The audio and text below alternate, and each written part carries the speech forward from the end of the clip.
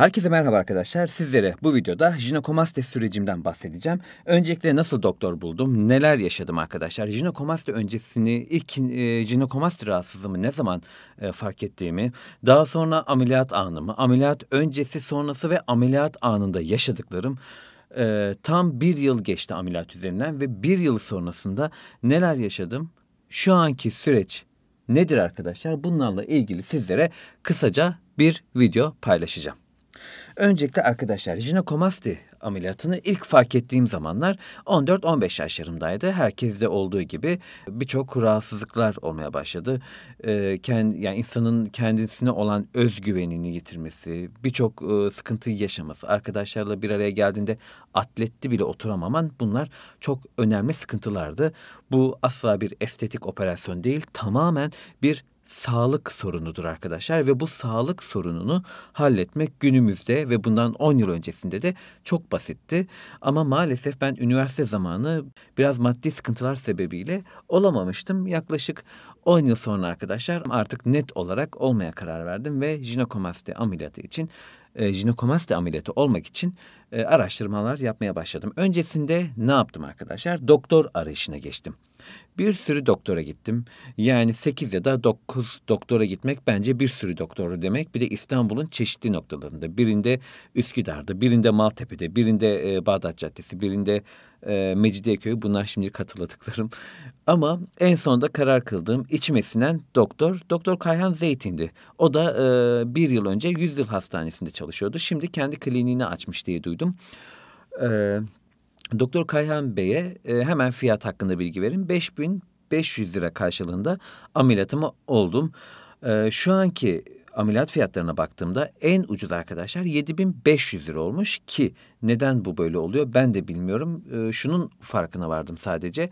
Ameliyat çok popüler bir ameliyat olmaya başladı arkadaşlar. Yani artık bu ameliyat birçok özel hastanenin yapmış olduğu bir ameliyat ve gerçekten popülerlik kazandıkça fiyatlar da artıyor. Onun farkına vardım. Tabii çeşitli kullanılan malzemeler de varmış. Bunlar da dolar endeksli olduğu için dolar arttıkça bu maliyetler de artabiliyormuş. Bir önceki videomda yapılan yorumlarda arkadaşlar, yorum yapan arkadaşların doktorlarının söylediği bilgiler bunlar arkadaşlar. Bunları da söylememde fayda var. Şu anki benim doktorumda 7.500-8.500 lira bandında bir fiyatla bu ameliyatı gerçekleştirmeye kendi kliniğinde devam ediyormuş.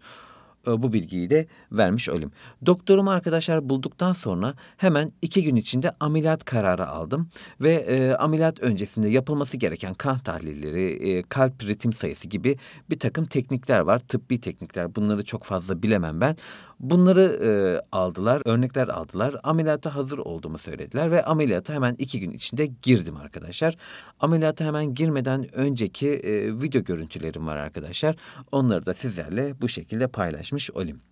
Bunun yanında arkadaşlar ameliyata ilk girdiğimde ameliyat salonuna zaten soğuk bir ortam. Tabii üşümüyorsunuz. O kadar da gözünüzde büyümesin. Şunları da söyleyeyim arkadaşlar başta. Bu konuyla ilgili çok fazla çekinen arkadaşlar var. Asla ve asla çekinmelerini sağlıklı bulmuyorum. Çekindikçe ameliyata erteliyorsunuz ve bu sizin hayatınızdan en güzel zamanları götürüyor. Çünkü özgür değilsiniz. Ama bu ameliyatı olduktan sonra arkadaşlar kendinizi çok rahat hissedeceğinizi kendi tecrübelerime dayanarak sizlere bu konuyu da paylaşmış olayım. Hiç korkmayın. Direkt ihtiyacınız varsa size en yakın doktora ya da güvendiğiniz ya da araştırmalarınız sonrasında yaptırmak istediğiniz doktora gidip hemen yaptırın ve bu zulümden kurtulun arkadaşlar. Sizlere bunları gönül rahatlığıyla söyleyebiliyorum. Bunun dışında arkadaşlar ameliyat salonuna alındım. Doktor bey geldi işte. Önlüğünü taktı, eldivenlerini taktı. Gayet ilk girdiğimde ameliyat ortamı da rahat bir ortam. Böyle klip falan açıktı böyle. Muhtemelen ben ameliyattayken de klip açık kalmış olabilir. Orasını hiç bilmiyorum ama ameliyata ilk girdiğimde Sezen Aksu çalıyordu yanlış hatırlamıyorsam. Sonra tam yanıma yaklaştıklarında kapattılar tabii ki. Tabii açabilirler. Problem değil. Sonuçta ameliyatı yapan doktorun ve ekibin ruh sağlığı da önemli. Zor işler ya bunlar. Ben düşünsem hayatta tıbbi bir alanda çalışamam herhalde. Yine de büyük konuşmayayım ama Neyse arkadaşlar, işin bu kısımlarına geçtikten sonra bana anestezi için daha önce yatış için hazırlanılan odada damar yolu açan bir hemşire vardı. Hemşire de çok tatlı bir teyzeydi. 65 yaşında bir teyze bana damar yolu açtı. Sonra ameliyat salonuna doğru gittim. Soru sordular. Emre nasılsın falan. İyiyim. Ne işe meşgulsün? Dublaj işi yapıyorum. İşte hangi günler çalışıyorsun falan deyince ben böyle sadece o soruyu hatırlıyorum. Ne cevap verdim hatırlamıyorum. Bir anda bayılmışım ben. Sonra bir uyandım arkadaşlar. 1,5 saat sonra uyanmışım. Uyandığımda sayıklıyorum zaten. Yayınım var. Benim acilen yayına yetişmem lazım. Bir de ne alakaysa o gün hani ve ben geçtiğim 1 yıl boyunca Tamer Karadağlı ile hiç çalışmadığım halde Tamer Karadağlı gelecek, onun kaydını alacağım gibi bir şeyler saçmalamışım ve ben bunların hiçbirini hatırlamıyorum. Bu ameliyatın bir yanı da ameliyat sonrasında böyle sayıklamalar yapabiliyormuşsunuz. Onları da belirtmemde fayda var.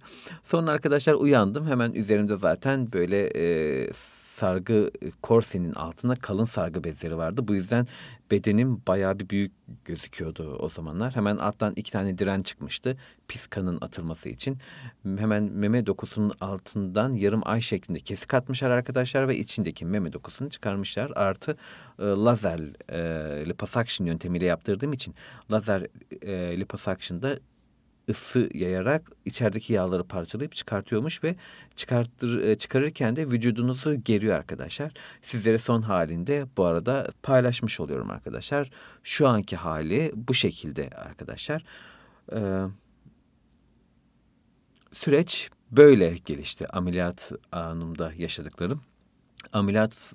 Ameliyattan çıkar çıkmaz da hemen aynı gün taburcu olabilirdim ama yine de bir gün kalmamda fayda vardı. Bir gün kaldım. Daha sonra bir gün sonra da çıktım. Doktor zaten bir gün sonrasına geliyor. Sabah erkenden direnlerinizi çıkarıyor. Direnlerinizi çıkardıktan sonra artık kendinizi rahat hissederseniz hemen çıkabiliyorsunuz ki ben akşama doğru çıkmıştım. Zaten 2 gün içinde de Urfa'ya gittim. Urfa'daki arkadaşımın yanda dikişlerimin iyileşme sürecini bekledim. Çünkü bu ameliyattan annemin haberi yok. Anneme haber vermeden gittim.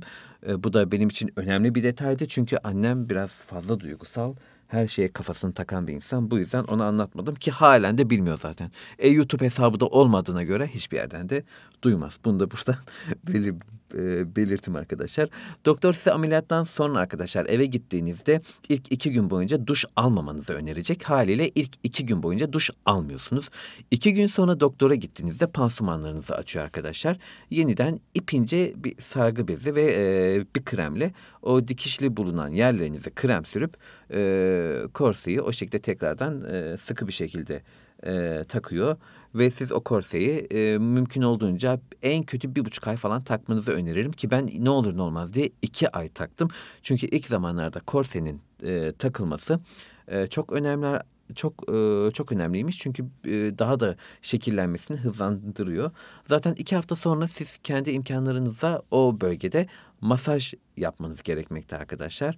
Size antibiyotik ve ağrı kesici veriyor arkadaşlar ameliyattan hemen sonra. Bu antibiyotikleri ve ağrı kesicileri kullanarak iyileşmenizi çok hızlı bir şekilde sağlayabilirsiniz. 1 hafta sonra artık çok rahat bir şekilde hareket etmeye başladım. Çok hafiften minik minik morluklar vardı. Onların hepsi iyileşti 1 hafta sonra. Ödemler vardı. Ödemlerin büyük bir çoğunluğu gitti.